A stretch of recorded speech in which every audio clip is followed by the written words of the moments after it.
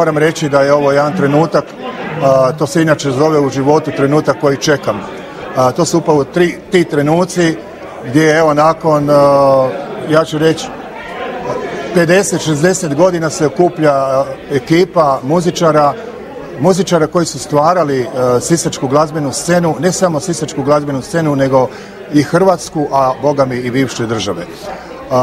Današnji datum koincidira sa datumom kad su se Dijamanti osnovali 15.2.62. godine i to mi je jako drago. Znači 63 godine pune od njihovog osnutka i jedan dio izvornih dijamanata, ljudi koji su osnovali tu kultnu grupu su večeras sa nama. Ovaj pogled u hotelu koji stvarno svakog čovjeka rastopi, pun sam emocija i pun sam uzbuđenja vidjeti neke ljude s kojima sam dijelio ili koji su zajedno dijelili binu, a maltene se sad upoznajemo i stvarno je lijepo. Ugodno, ovo je tradicionalni susret i ove godine smo stvarno dosegli, bit će nas preko 40.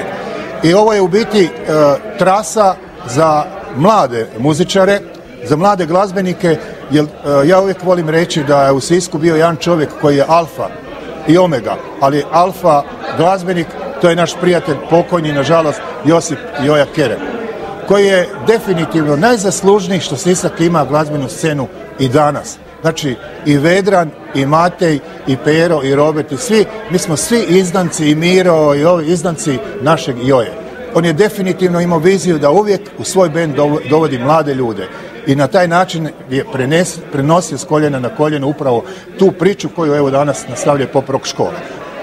Žao mi je što sam najstariji, a neko mora biti najstariji ovdje. Baš mi je drago što to Miro organizira svake godine. Mislim da ovo nema boljeg susreta od bivših rockera i muzičara koji sviraju.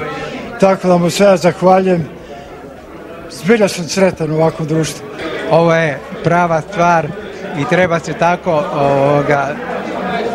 skupljati svake godine da možemo nekako utanačiti taj muzički sastav i te sve, da ti svi muzičari jedanput isplivaju malo na vidjelo i da se malo više družimo i da veselje potraje u Sisku.